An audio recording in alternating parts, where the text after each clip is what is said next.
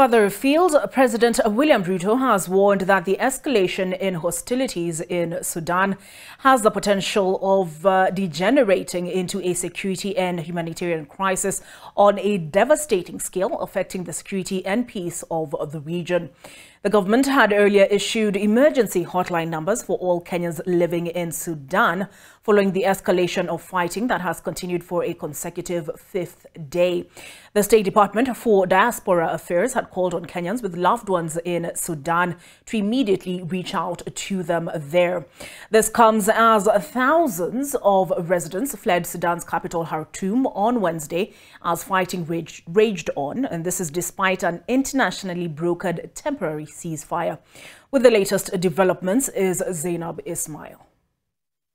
There is real danger that the escalation of hostilities in Sudan could implicate external, regional, and international actors and degenerate into a security and humanitarian crisis on a disastrous scale. President William Ruto, who is among the three heads of state delegated to head a mediation process by the regional governing body IGAD, has implored on the two warring factions in Sudan to find a middle ground and allow unrestricted access to humanitarian aid and extend full cooperation to the IGAD heads of state's mission when it visits Khartoum. Kenya implores the leadership of the two parties to ensure full compliance with the resolution of the Intergovernmental Authority on Development Heads of State Summit held last Sunday. This includes an immediate cessation of hostilities, allowing unrestricted humanitarian access, and extending full cooperation to the IGAD Heads of State mission when it visits Khartoum.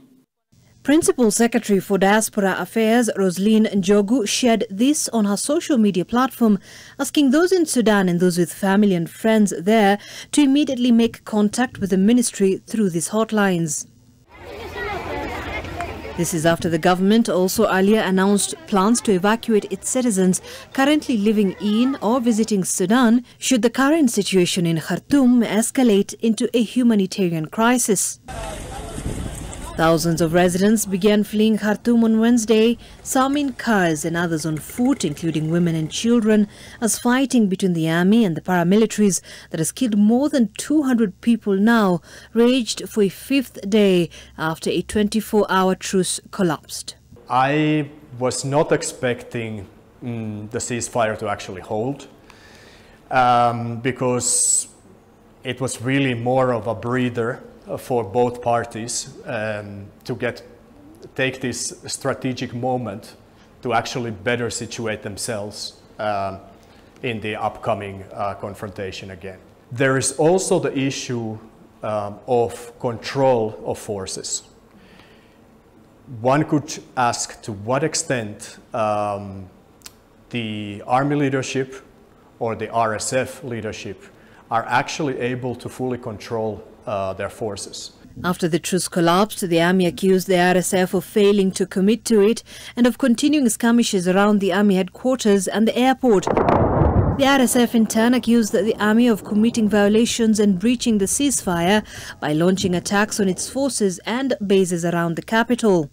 The violence follows a bitter dispute between Army Chief Abdel Fattah al-Burhan and his deputy Mohamed Hamdan Dagalo, who commands the paramilitary rapid support forces, over the planned integration of the RSF into the regular army, a key condition for a final deal aimed at resuming Sudan's democratic transition.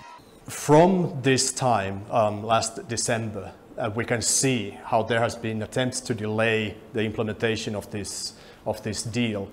And there has been a growing worry, actually, about something taking place similar to what actually happened today. I am personally not so surprised about what is taking place today because of this power struggle between the army leadership and the paramilitary leadership. But perhaps I'm somewhat surprised about the level of, or the severity of it. There has been no real figure of those who have been killed so far and wounded, as many still cannot reach hospitals, which are themselves being shelled, according to the official doctors' union. Zainab Ismail, NTV.